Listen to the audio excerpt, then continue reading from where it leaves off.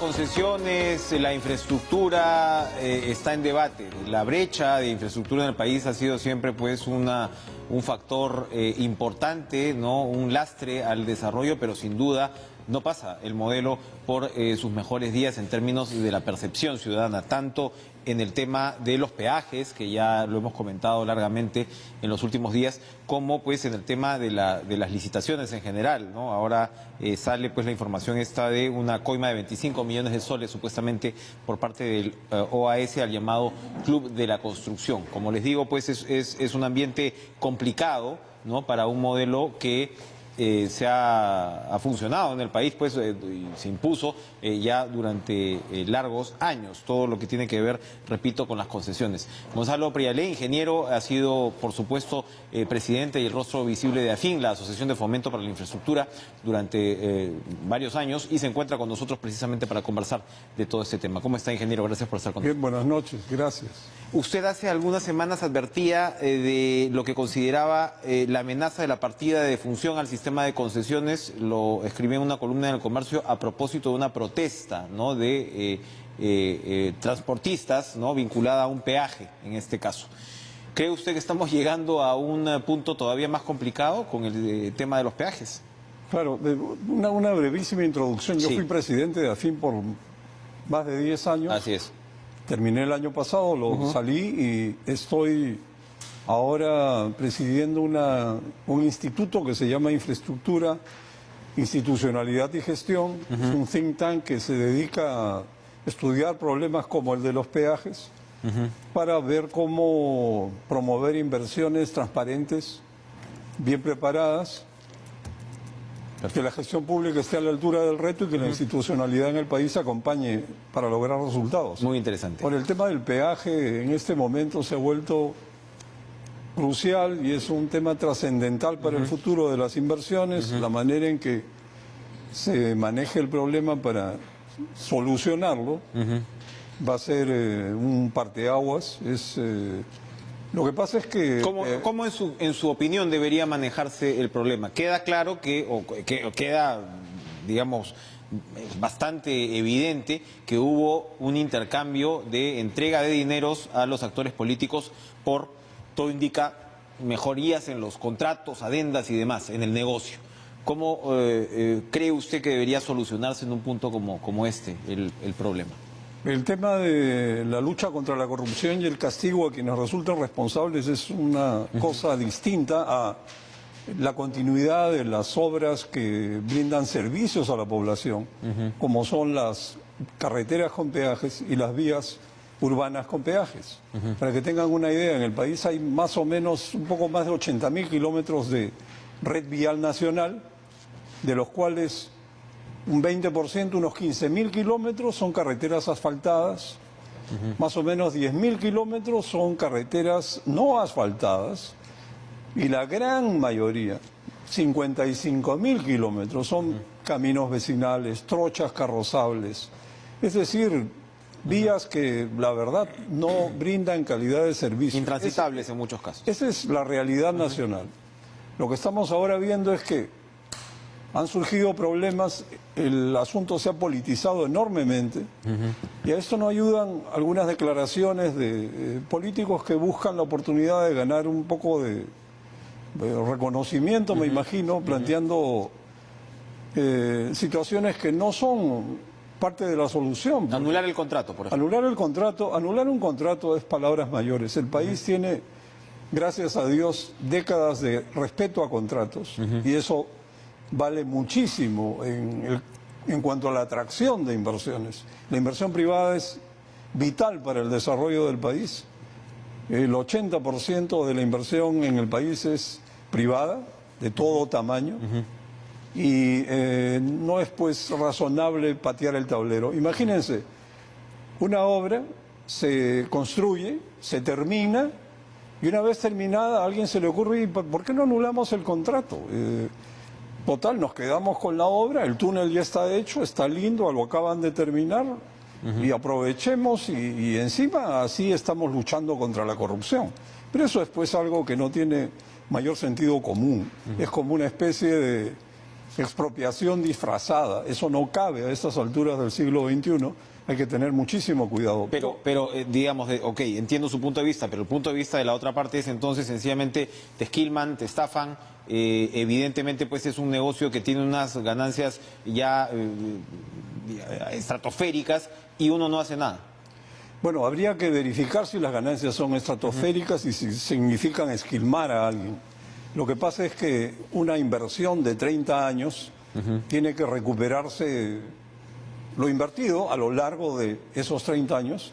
Para eso sirven los peajes, pero sobre todo para pagar por el mantenimiento y la operación de la carretera en buen estado. Pero usted debe tener una opinión y una idea sobre estas dos concesiones puntuales. Entiendo lo que nos explica efectivamente de la necesidad del sistema de concesión.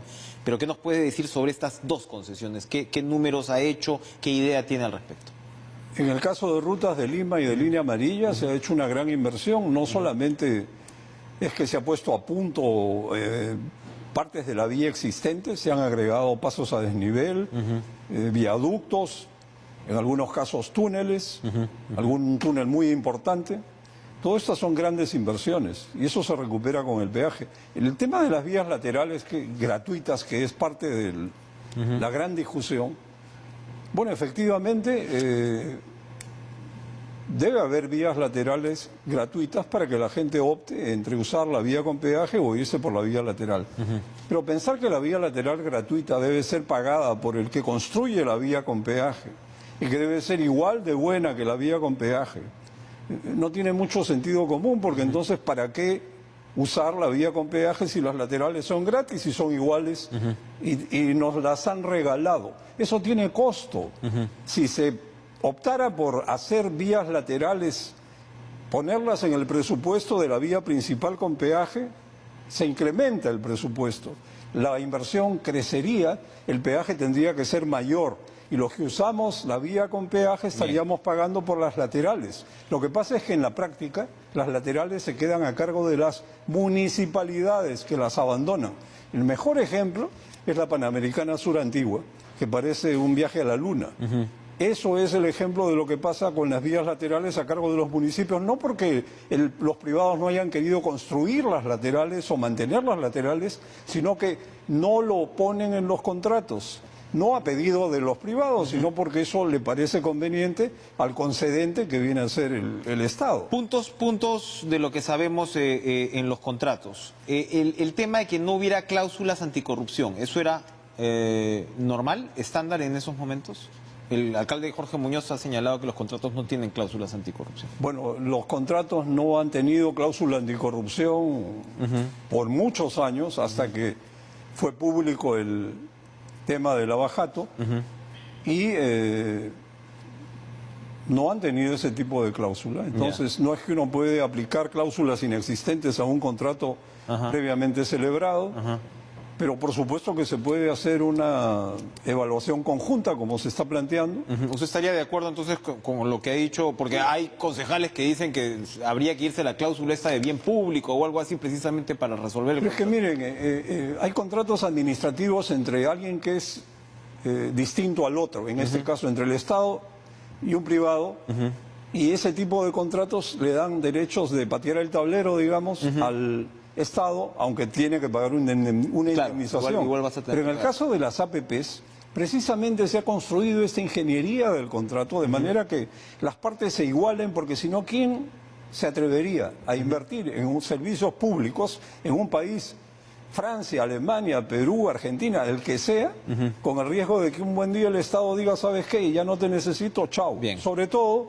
una vez terminada la obra, eso parece cómodo porque no nos quedamos con la obra y lonche gratis. No se trata pues de hacer no, eso. Evidentemente hay que tener muchísimo cuidado porque un trato injusto va a terminarle costando al Estado peruano muchísimo dinero. Ahora, el otro tema es el cuestionamiento sobre el modelo financiero. El defensor del pueblo señaló hace algunos días en este programa que había pues esta ley que hacía prácticamente un secreto de Estado el modelo financiero de estos proyectos, y que esta ley viene, me parece que del gobierno, no sé si de García o de Humala, y ha sido confirmada posteriormente. Entonces, en esta discusión hay cuestionamientos sobre cuál es realmente la naturaleza del negocio. ¿Eso es así? Pero es que eso es algo que se puede discutir previamente a la firma del contrato se establecen condiciones.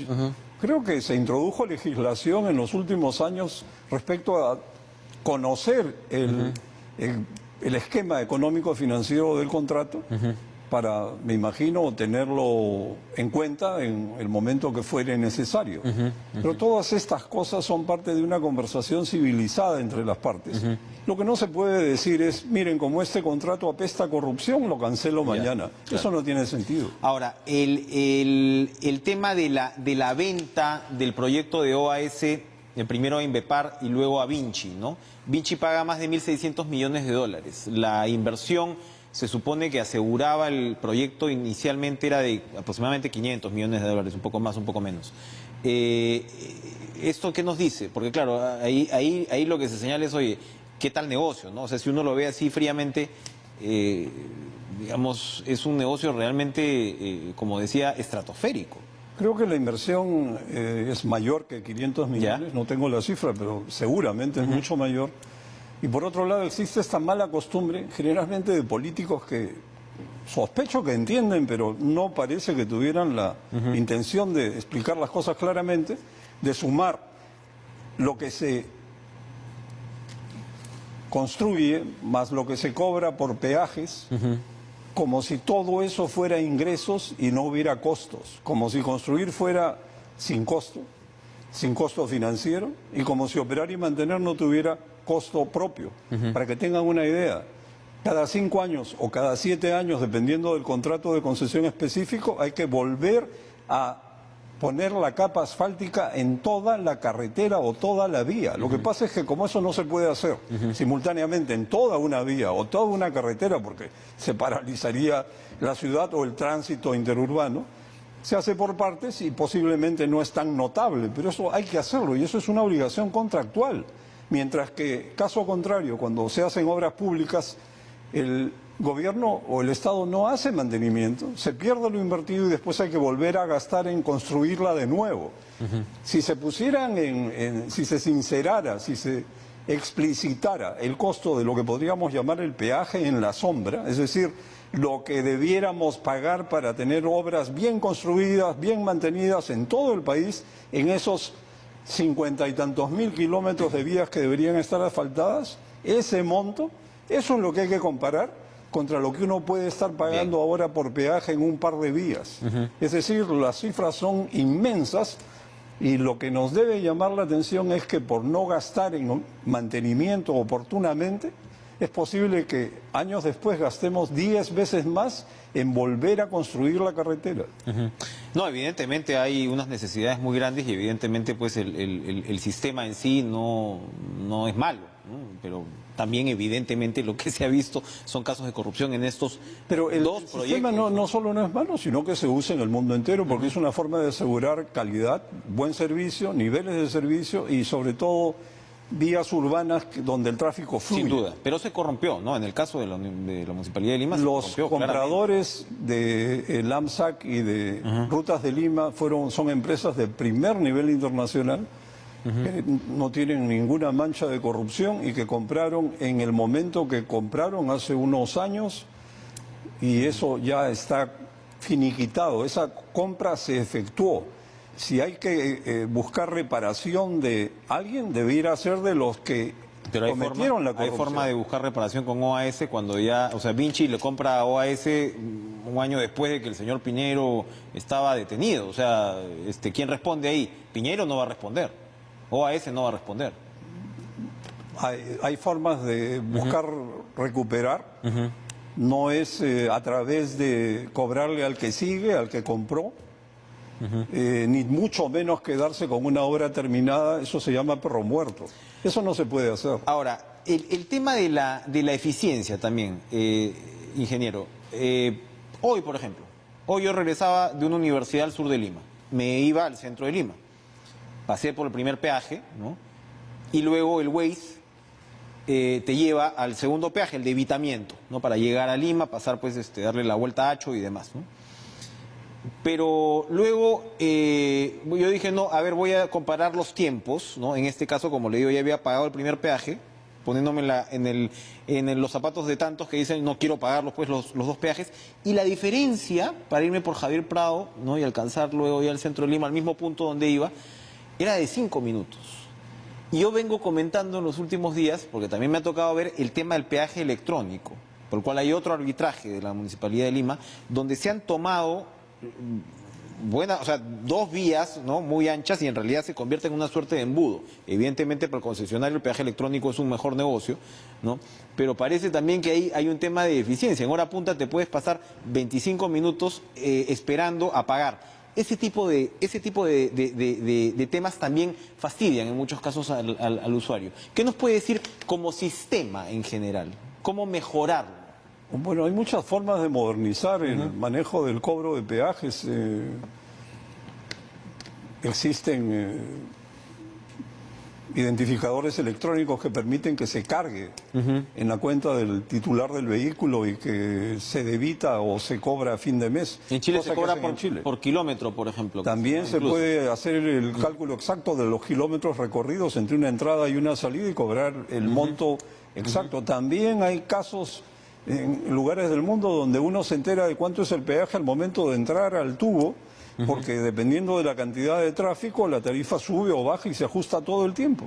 Son fórmulas, pero algoritmos que definen eso. El hecho es que no se está haciendo acá, pues. Sí, pues ese es el problema. Por ejemplo, tratar de instalar peaje electrónico es bastante difícil porque hay que tener una licencia para tener una señal y eso parece mentira, como si fuera un monopolio del Estado y no se puede avanzar.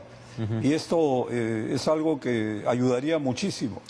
Ahora, el tema de los peajes antitécnicos que se está hablando también, ¿no? O sea, ayer hablamos con un regidor, el señor Valdés, que decía que de los 18 peajes que manejan estas dos concesiones hay varios antitécnicos. Usted mencionaba el tema de las vías alternas, ahí se habló mucho en el caso del peaje de Chillón. Hay un peaje que no llegó a armarse precisamente por las protestas y es parte de la controversia. Hay quienes señalan que no debería haber ni siquiera peajes urbanos. Usted comenzaba esta intervención hablando de los peajes urbanos. Evidentemente usted sí considera que en algunos casos puede haber peajes urbanos. ¿Puede haber peajes antitécnicos dentro de este grupo de 18? Lo que hay es peajes urbanos en megaciudades en el mundo, muchas. Lima es una megaciudad. Entonces, que haya peajes urbanos no debería sorprendernos. Ahora que sean controversiales, creo que todo el mundo, la gente se queja, pero igual sirven, funcionan y se usan. Porque tener vías laterales no es pues el truco para, simplifiquemos, porque no hacen una vía lateral ahí donde está el peaje para hacerle un evitamiento y nos sale gratis. Es como decir, en Ticlio, donde hasta ahora no se instala un peaje que según contrato debió establecerse hace más de un año y el concesionario está sufriendo serias pérdidas. A alguien se le ocurrió decir, pero es que ahí no hay una vía lateral. Imagínense si en el peaje de Ticlio se construye una vía lateral para que los camiones le saquen la vuelta al peaje. ¿Qué sentido tendría? O sea, habría que estar loco para hacer una inversión de ese tamaño y construir carreteras con peaje en el país. O sea, otra cosa, hacer vías laterales gratuitas, buena idea. ¿Pero qué creen? ¿Que se puede expropiar propiedades para hacer la vía ahí nomás al lado? Por eso es que algunas de las vías laterales gratuitas terminan siendo un poco alejadas de la principal y puede ser que tanta gente circula por ahí que primero el pavimento se destruye porque el municipio no hace mantenimiento y segundo, el tiempo se alarga porque mucha gente se mete a esa ruta y después se quejan de que la ruta alterna no sirve para nada, será gratis pero me demoro más. Claro, todo el mundo trata de ir por ahí porque es gratis, pero no sirve pues. Así es. Y ese diseño, ese trazo no le compete al constructor o al concesionario de la vía principal, sino al proyecto en su nacimiento. Si uno hace un proyecto donde prefiere gastar 100 y hacer la ruta con peaje solamente, o gastar 140 y hacer las vías laterales, estamos hablando de otra cosa. ¿Quién paga por las laterales? ¿El peaje? Una vez más, los que usamos la carretera o la vía con peaje vamos a pagar las vías laterales para los que no quieren gastar, no tiene sentido. Y la revelación de los 25 millones de coimas que pagó OAS al Club de la Construcción también daña el modelo bajo el cual se ha hecho infraestructura en el Perú en los últimos años. ¿Qué opina al respecto? Bueno, eso es una terrible situación. Es lamentable que haya ocurrido. son obras públicas. El Club de la Construcción se dedicaba únicamente a obras públicas, no son asociaciones público-privadas, ni una de ellas, simplemente para ubicar el problema, pero sin embargo eso es algo sumamente lamentable y debe castigarse con todo el peso de la ley. Evitar que esto se repita, yo creo que es una operación de cirugía mayor. La corrupción ha calado profundamente en el país, lo vemos en todos los poderes, ni uno se salva y todos tratan de soplarle la pluma al otro, los políticos a los empresarios, los poderes legislativo, ejecutivo, se agarran como si estuvieran en un ring de box cada semana. Y el país, bien gracias, la reconstrucción no avanza. O sea, tenemos que dedicarle tiempo a hacer cosas para que la población tenga mejores condiciones de vida. Y eso no se resuelve con discusiones sobre temas políticos gaseosos. Para terminar, usted ha sido un gran promotor, efectivamente, pues, de las APPs. ¿Cómo reinventar las APPs de aquí en adelante? Evidentemente uno dice filtros anticorrupción, pero el problema, como usted dice, es muy profundo, ¿no? Yo creo que hay dos cosas que se vienen y que pueden ser sumamente importantes. Una es que va a haber un nuevo plan nacional de infraestructura, perdón, va a haber un plan nacional de infraestructura, porque el anterior que se invoca con frecuencia lo estudiamos en AFIN, pero es una propuesta, no era el plan oficial. Se supone que en julio se anuncia un plan oficial para 20 años hasta 1938, con un conjunto de proyectos para los primeros 3 años y esperamos una institucionalidad que permita que esto dé resultados. Ojalá se mantenga un buen ritmo de inversión. Tener un plan con proyectos bien seleccionados que no estén escogidos por políticos sin escrúpulos es muy importante. Muy bien. Pero en segundo lugar, las APPs que son necesarias y las obras públicas deben ser fruto de procesos de preparación bien hechos. Debemos llegar a concursar proyectos maduros que cumplan niveles mínimos, altos, de calidad en sus diversos aspectos, estudios, cláusulas financieras, expropiaciones antes de empezar la obra, todo lo que sea posible, liberación de interferencias identificadas y avanzadas, es decir, que la obra empiece sin tropiezos, autorización única temporal para que todos los permisos salgan en un solo documento y la obra pueda continuar sin interrupciones, porque las interrupciones son las adendas por demora, donde los oportunistas hacen su negocio del siglo y cometen actos de corrupción. Hay que evitar que eso pueda repetirse. Proyectos maduros innecesarios. Ingeniero Prealé, presidente de Infraestructura, Institucionalidad y Gestión, gracias por acompañarnos. Muchas gracias. Esta noche. Vamos a ir a una pausa y regresamos con más.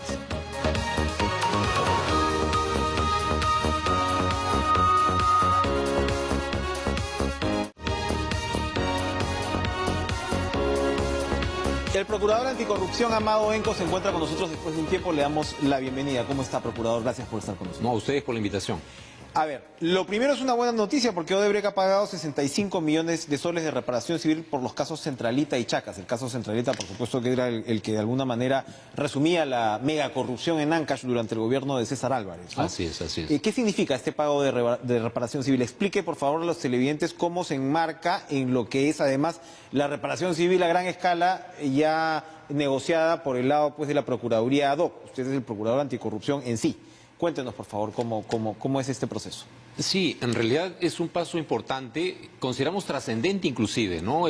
Por todo lo logrado. En términos de investigación fiscal, ese es un caso que se trabajó conjuntamente con el Ministerio Público, con el doctor Elmer Chirre, que es el fiscal especializado en temas de corrupción a cargo del tercer despacho de la Fiscalía Supranacional Anticorrupción. Y se llevó adelante 2 procesos de colaboración eficaz que han concluido satisfactoriamente en sentencias en las que tanto el Ministerio Público ha obtenido, digamos, un gran avance en términos de información para poder sacar adelante otras investigaciones que tiene a su cargo y obviamente nutrir de elementos probatorios para el juicio de la Centralita y obviamente información relevante para el juicio por la carretera Chacas-San Luis. Pues son 2 procesos aparte, ¿no? Y en términos de reparación civil, la Procuraduría ha logrado de manera conveniente defender los intereses del Estado y se ha fijado En el caso de Centralita, por el delito de lavado de activos, 15 millones de soles que se pagaron íntegramente el año pasado. Y en el caso Chaca San Luis, por el delito de colusión, por el pago del soborno para acceder a la buena pro de la carretera, la rehabilitación de la carretera Chaca San Luis, 50 millones de soles. Y en este mes, hace exactamente la semana pasada, en el mes de mayo, se ha logrado pagar íntegramente los 65 millones de soles como reparación civil al Estado. Con lo cual, el caso concluye de manera satisfactoria y estas sentencias son las dos primeras que se logran ejecutar en el ámbito del Poder Judicial. Caso cerrado. El caso de Chaca San Luis, cuéntenos, a ver, es una reparación por pagar una coima para acceder a una obra. ¿Era una obra necesaria, número uno, y número dos, cuánto costó la obra? Porque es un referente bien interesante, pues precisamente estás hablando ya de una reparación civil por coima pagada para un proyecto. Y nos lleva, por supuesto, al caso de los peajes que le quiero preguntar ahora. Así es. Por eso decía, la importancia de este caso es trascendente, porque no solamente en términos ya de ejecución ha permitido resarcir al Estado convenientemente con el pago de estos 65 millones de soles, sino que ciertamente la obra era necesaria. Es una carretera de penetración importante que conectaba una serie de pueblos en el Callejón de Guaylas. No era una obra de necesidad inventada. No. Además, es una obra de rehabilitación en trechos y en otros trechos ha tenido que hacerse íntegramente la carretera, ¿no? Entonces, era sumamente importante para la región, ¿no? ¿Por qué es importante este caso? Porque de manera, a nuestro juicio, inteligente y de manera, digamos, prolija por parte de la investigación llevada por el fiscal, y que se ha logrado, para que los televidentes puedan estar informados al tema, se logró que por el pago de un soborno con dinero proveniente de la Caja 2 de la empresa Odebrecht, se procesara y se sancionara a la empresa por delitos de lavado de activos, por cuanto la transferencia de ese soborno fue a través de consultorías fantasmas y otra parte del dinero se hizo por transferencias directas a través del sistema bancario a unas cuentas de una empresa offshore. Y se abrió el proceso por delito de lavado de activos, pero además por el delito de corrupción de funcionarios, delito de colusión desleal. Entonces es el primer caso que a raíz del pago de un soborno se sanciona a la empresa tanto por lavado de activos como por el delito de corrupción de funcionarios. Marca un precedente, sin duda, ¿no? Así es. Debería marcar también jurisprudencia para Por supuesto. Y lo otro es que en el sistema de pago lo que se combinó con la empresa en ese momento es que tenía que pagar, primera fórmula, íntegramente la reparación civil con cargo a los fondos existentes en el fideicomiso de garantías que se ha constituido en mérito a la ley 30737, y en su defecto de no existir fondos suficientes en el fideicomiso, se optaba por la regla de pago a plazos, ¿no? En no más de 18 meses, ¿no? Entonces, no ha sido necesario recurrir a la fórmula del pago en cuotas, por cuanto en el fideicomiso ha habido fondos suficientes para poder pagar íntegramente la reparación ¿Cuánta civil. plata hay en el fideicomiso? En este momento, hace más o menos un mes ingresó al fideicomiso 319 millones de dólares provenientes de la venta de Chacya, ¿no? De ello, entendemos por información pública que de la SUNAT, la SUNAT habría cobrado de allí íntegramente la deuda que la empresa tenía con la SUNAT, que bordean más o menos los 400 millones de soles, me parece. Tal vez me esté equivocando en el monto, pero es una cifra considerable, ¿no? Y de otro lado, la Procuraduría Anticorrupción ha acabado de cobrar en este mes de mayo los últimos 12.5 millones de soles que nos debía producto de estas dos sentencias de colaboración eficaz a las cuales he hecho referencia, ¿no? El saldo se encuentra en este momento en las cuentas del fideicomiso, a la espera 300 y pico millones. Así es, más o menos, estamos hablando de 500 millones de soles aproximadamente. Por 319 millones de soles al tipo de cambio hace un poco más de 1.000 millones de soles, ¿no?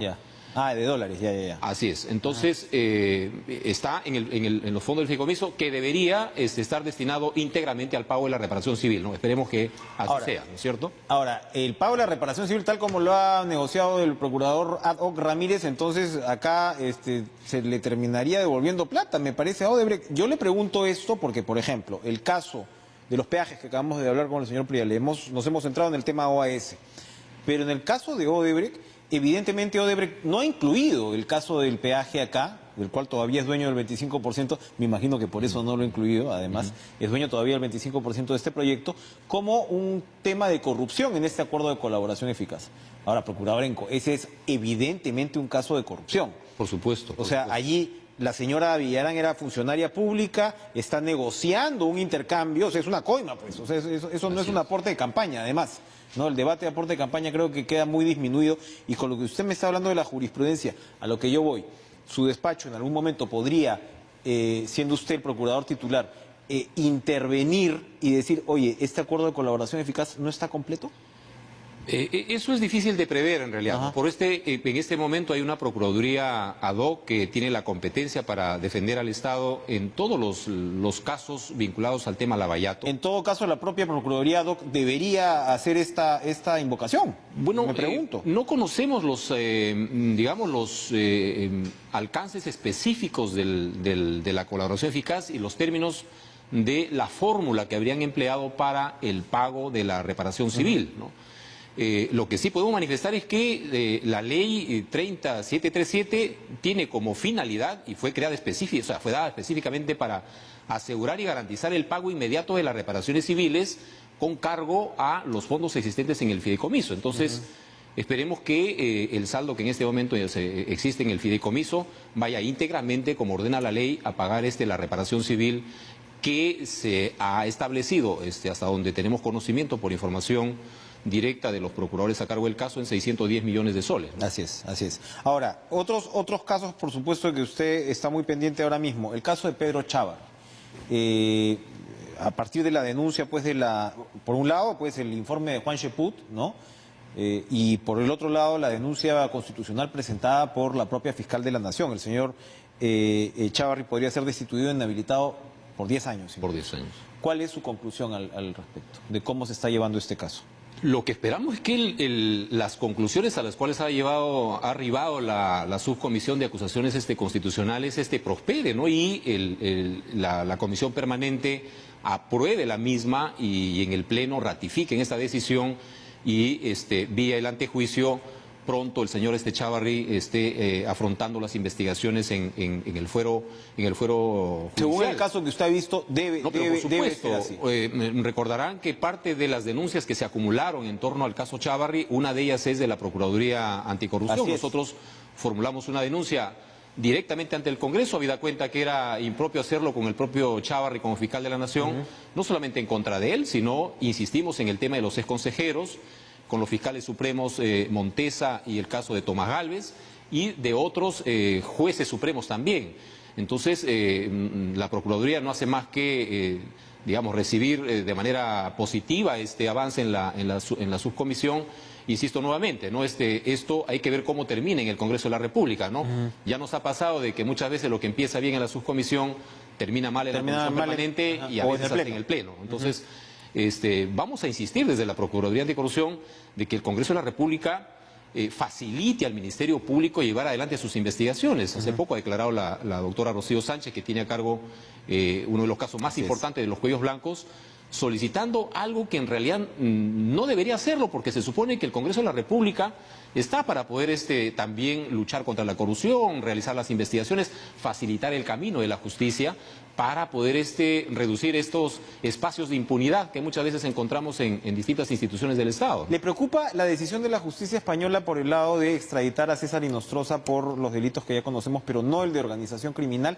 Se lo pregunto además porque, claro, el uso de la organización criminal en el andamiaje penal peruano en estos momentos es sumamente importante, ¿no? Estamos hablando de casos de políticos, ¿no? Que por supuesto se defienden, dicen que no conforman una organización criminal, el caso mismo de los cuellos blancos, el caso del señor Chávarri está inmerso, ¿no? Está inscrito, y como que los españoles, además de señalar que el Congreso, como usted dice, no incluyó a todos estos exfuncionarios también, lo que señala es que acá no vemos una organización criminal. ¿Qué pasó? ¿Le faltó a la Fiscalía o efectivamente es un caso difícil para poder aplicar la noción de organización criminal o la tipificación de organización criminal? Fíjese, yo creo que, nosotros estamos convencidos de que el cuaderno de extradición que se gestó desde el propio Poder Judicial, y te agradezco la pregunta porque me permite aclarar algo que ha estado siendo utilizado para criticar un poco la labor de la Procuraduría. La Procuraduría Anticorrupción no es la encargada de armar el expediente judicial de una extradición. Ustedes son los abogados del Estado. surge con la solicitud del fiscal, el Poder Judicial, el juez de instrucción, el juez de investigación preparatoria es el que arma el expediente, lo eleva a la Corte Suprema y la Procuraduría colabora, coadyuva en este proceso de sacar adelante una aprobación judicial de una extradición, y en el ámbito del Ejecutivo participa ciertamente acompañando y viendo de que por el lado del Ejecutivo se cumpla rigurosamente con los actos administrativos, la expedición de las resoluciones necesarias, ¿verdad? Y su conducción y entrega a través de Cancillería ante las autoridades españolas. El cuaderno de extradición contiene, a nuestro juicio, tanto en el aspecto formal como material, los argumentos suficientes como para que se le extradite a Inostroza, no solamente por estos 3 delitos, de los cuales ha sido aprobado, a nuestro juicio, de manera positiva por las autoridades judiciales de España, sino también por el delito de organización criminal. Es cierto que la sección primera en lo penal de la Audiencia Nacional ha reparado en 2 aspectos, ¿no? Y que a nuestro juicio son debatibles, y por esa razón es que hemos interpuesto el recurso de apelación. Es verdad, y sabíamos de que esta decisión tomada en el Congreso de la República, de acusar solamente a Inostroza y de no hacerlo respecto de los exconsejeros, iba a ser un elemento utilizado por la defensa de Inostroza. Y de hecho la defensa de Inostroza utilizó este aspecto, digamos, ocurrido en el Congreso de la República, y lo utilizó en el informe que realizó ante la Audiencia Nacional, en el sentido de que estamos ante una organización criminal en la que solamente el líder ha sido acusado y no los demás miembros, ¿no? Las autoridades judiciales de España han reparado en ese aspecto, no dejan de tener razón. Ciertamente el caso hubiera ido mucho más fortalecido si tuviésemos en este momento investigados a los exconsejeros, a Chávarri, junto con Inostroza. Sin embargo, esta organización criminal tiene varias redes, o sea, no solamente es la red existente en el ámbito del ex-NM, Corte Suprema, Fiscalía Suprema, sino también tiene otras redes que se bifurcan a partir de el papel que ha cumplido el señor Walter Ríos, por supuesto, con otros jueces, otros abogados, empresarios inclusive. Entonces, son 3 redes específicas que conforman esta organización criminal, los Cuellos Blancos del Puerto, y en el expediente de extradición se desarrolla convenientemente la existencia de estas 3 redes, y en consecuencia creo que allí han hecho una interpretación un poco sesgada los integrantes de este tribunal, y por esa razón es que hemos impugnado, hemos presentado el recurso de apelación. Esperemos que el Pleno de la Audiencia Nacional pueda tener un análisis mucho más integral del caso. Esta es una sala la que he visto y ahora lo ve el Pleno, ¿no? Que son 9 magistrados de la Audiencia Nacional que van a revisar el cuaderno de extradición. Vamos a ver, tenemos todavía las expectativas de que se complete el pedido de extradición por este delito de organización criminal también. Sin embargo, de no ocurrir esto, pensamos que el objetivo de traerlo a Inostroza para que enfrente las acusaciones por delitos de corrupción de funcionarios se ha logrado. O sea, yo creo que estamos a un paso de tener al señor Inostroza ante el banquillo de los acusados, y yo creo que eso es un resultado positivo para los intereses del Estado, ¿no? Para terminar, su evaluación con la situación actual de la corrupción en el país y a dónde vamos a llegar. ¿Vamos a tener un mejor país luego de todo esto? ¿Estamos preparados para poder procesar esta experiencia y salir adelante? Yo creo que no estamos siendo muy conscientes de los grandes avances que está logrando el país en la lucha contra la corrupción en este momento, en esta coyuntura. Y esto es algo que de fuera sí se percibe. En realidad, varios países están admirando los resultados positivos que está logrando la justicia peruana en la investigación de estos casos complejos de corrupción, comenzando por el tema Lavallato, ¿no es cierto? Entonces, yo creo que hay que seguir impulsando ello. Vemos con optimismo de que si es que otros jueces, otros fiscales, otros operadores del sistema de justicia se comprometen seriamente con sacar adelante las funciones que le encarga la ley en el tema de enfrentar a la corrupción, yo creo que podemos lograr muchas cosas y podemos tener una incidencia positiva también en términos de prevención. Yo creo que si el sistema de justicia penal funciona convenientemente enfrentando los casos de corrupción, creo que generamos una incidencia también positiva a efectos de persuadir a quienes... Tendría que ser disuasivo. Por supuesto que sí. Tendría que ser disuasivo. Pero también nos invita a tener que fortalecer las políticas preventivas de lucha contra la corrupción, ¿no? Desde la Contraloría, desde los propios órganos de control interno, por ejemplo. Falta muchísimo. Sí, ¿no? Pero hay que trabajar en ello, ¿no? Hay que trabajar en ello. Yo creo que se pueden conseguir resultados positivos si es que todos nos comprometemos a cumplir cabalmente las funciones que nos han encargado, ¿no? Gracias, Procurador Anticorrupción, por acompañarnos esta noche. Vamos a ir a una pausa, regresamos con más.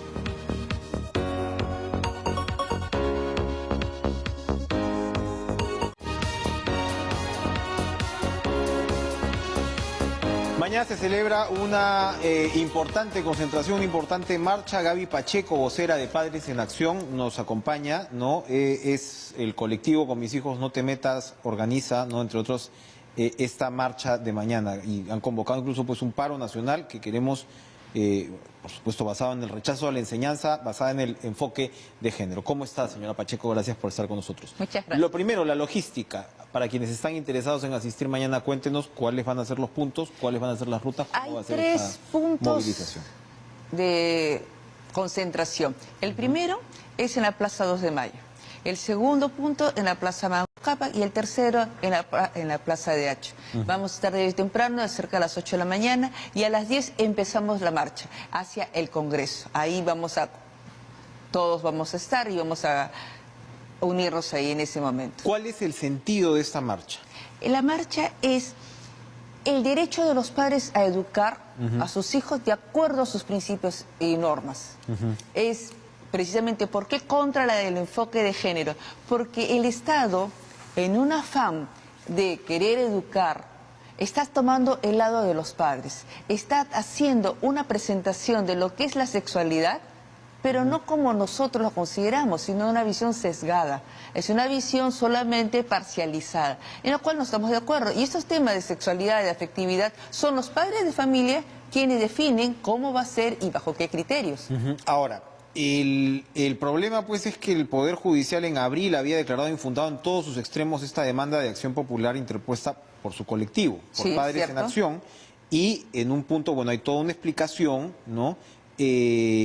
Y textualmente dice: el enfoque o perspectiva de género debe ser incorporado y practicado en el ejercicio de la función judicial y fiscal. Esto para lo que atañe pues al Poder Judicial en sí, ¿no? Y evidentemente, digamos, zanja esa discusión. Ustedes han, digamos, perdido en el Poder Judicial. ¿Cuál es entonces la justificación? Usted nos está explicando, pero ¿cómo abordar ya de manera legal lo que ustedes están demandando, si es que el Poder Judicial les ha dicho no, esto sigue en marcha? Es que hay una realidad, que la Constitución ampara un derecho a los padres de familia a escoger la educación de sus hijos. Y de esta manera, la única forma de educar es un totalitarismo, es una imposición del Estado pretender ir contra los derechos de los padres de familia. Entonces no hay ninguna ley de rango menor que pueda vencer a la Constitución, que es de rango superior. Por último, también en la Ley General de Educación, en sus artículos 5 y 13, menciona que toda política pública educativa tiene que ser consensuada con los padres de familia. No, dice exactamente con la comunidad educativa, que está conformada por directores, padres de familia, profesores, alumnos.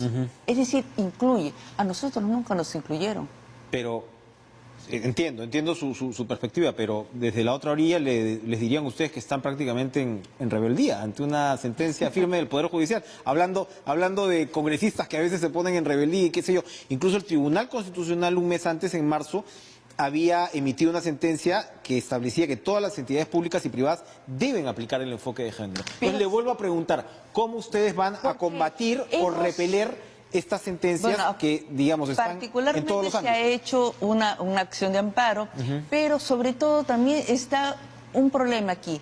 Acá hay un juez, que es el juez Wong, que siendo el llamado para que sea un dirimente, porque habíamos quedado en empate, bueno, había un momento, unas circunstancias un poco que no se sabía, no se estaba en claro, se le llama, pero él, en vez de recusarse y decir no puedo estar, él participa dando a favor del Minedu. ¿Por qué digo que debió recusarse?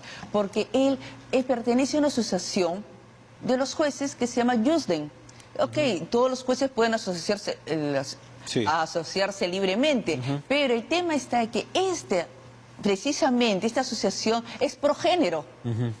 Da capacitaciones y da talleres, y el mismo juez había participado dictando talleres.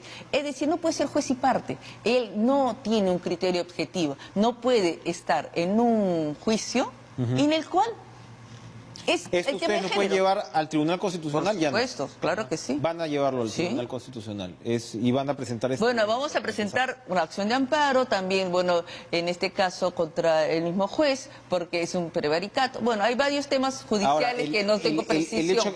Entiendo, claro, pero el hecho que el tribunal ya haya ordenado aplicar la perspectiva de igualdad de género en las entidades públicas, ¿no de alguna manera marca evidente precedente dentro de este organismo? Lo que sí sucede es que los padres de familia naturalmente no están de acuerdo. Hay miles de padres de familia que quizás estén de acuerdo y digan, bien, sí me parece que debe el colegio, la forma que lo está llevando. Pero hay otro tanto padre de familia, quizás millones, que no estamos de acuerdo.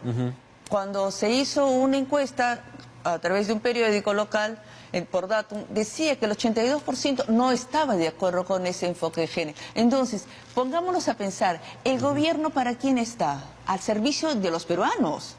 No es al revés, nosotros no estamos al servicio de un gobierno en el cual intenta poner una estrategia. Ahora, según Ipsos, el 82%, otra encuesta, ¿no? El 82% de peruanos está así a favor del enfoque de género, ¿no? Porque también dependió cómo se hizo la pregunta. El tema es que se está vendiendo el enfoque de género como si fuera igualdad de oportunidades hombres y mujeres. Entonces, ¿por qué no lo dicen? Y el enfoque, es que se supone que eso es, la ministra Flor Pablo insiste en que eso es igualdad de oportunidades, es un punto de partida para que, repito lo que ella dice más o menos, ¿no? Que es un punto de partida para que niños y niñas tengan... ¿Recuerda usted lo que decía la exministra Martes acá en su programa? No existe. Y lo repitió varias veces, no existe. Y luego el juez le dijeron que sí, que no debería estar con... O sea, sí está. Lo que quiere decir, y están haciendo un juego de palabras porque no dicen la verdad, es, ¿qué quiere decir enfoque? Enfoque es la herramienta de cómo yo aplico una ideología, una ciencia, una teoría. ¿Me entiendes? ¿Qué quiere decir? Pero tiene que haber algo atrás, de género. O sea, con el enfoque tú estás aplicando la ideología. Exacto. Ideología, bueno, ¿por qué decimos? Porque ciencia no es, porque no está basada en criterios científicos, sino basados en que todavía no está comprobado. Teoría, menos, porque tampoco tiene una tesis, no tiene un sustento, desarrollo. ¿Por qué decimos que es ideología? Porque se está basando en supuestos, no se está basando en criterios biológicos. El criterio biológico está bien, pero se está basando en un cambio cultural según el cual pues la mujer está relegada y esto está expresado en indicadores tan básicos como el embarazo adolescente. Por ejemplo, en nuestro país, que es altísimo. Digo, o sea, no es necesariamente un tema genético. La ex ministra, el día de ayer en la Comisión de Educación, dijo que este enfoque de género se está aplicando desde el año 2005.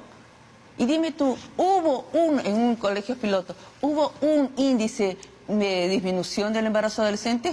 No, porque no da resultado, no es la manera. Hablar de una educación sexual, desligándolo de todo, no puede ser.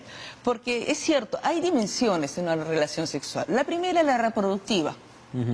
No, según la congresista primera parte, es la única. Bueno, la primera parte es que es una manera también de decir lo que decía la congresista, no lo conozco, pero bueno, yo entiendo, es como decir, basta, ¿hasta qué punto vamos a llegar los padres de familia? ¿Qué tenemos que soportar de estos links? O sea, ¿a dónde ya, qué bordes? Porque todos los límites están rotos, ¿no?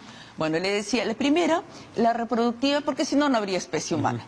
La segunda... Nos quedan segundos, por favor. Sí, placentera. Sí. ¿Pero por qué? Porque si no, no habría tampoco... Pero la principal, ¿cuál es las relaciones humanas? ¿Por qué hay una relación íntima? ¿Qué es la que no toca el Minedu? Precisamente es la que nosotros reclamamos. Es la afectiva, es la transmisión de amor, de compromiso, responsabilidad. Les está hablando a los alumnos de que sí pueden tener sexo libre, pero sin responsabilidad. Porque ¿qué cosa les dice? Con las pastillas anticonceptivas te evitas todo problema de embarazo. Y por último, si es que aún así falla, tienes la píldora el día siguiente, tienes abortivo, segundo y secundaria. Estoy hablando de mi hija de 13 años, que a mí no me gustaría que la profesora, y creo que ninguna madre de familia, una profesora le diga, tranquila, vive feliz, y si no abortas. O sea, no, yo preferiría que la tutora le diga, hija, aprende a esperar, conócele un poco más. ¿Cuáles son sus principios? Mírale a los ojos. O sea, hasta que le hable un poco de lo que es enamorarse, lo que es el verdadero amor, y luego, bastante luego, le diga si quiere tener relaciones. Gracias, Gaby Pacheco de Padres en Acción, por venir a compartir. Muchas gracias. Mañana pues es esta marcha. Buenas noches, gracias por estar con nosotros. Gracias a ustedes también por acompañarnos y nos reencontramos mañana con más cara a cara. Adiós.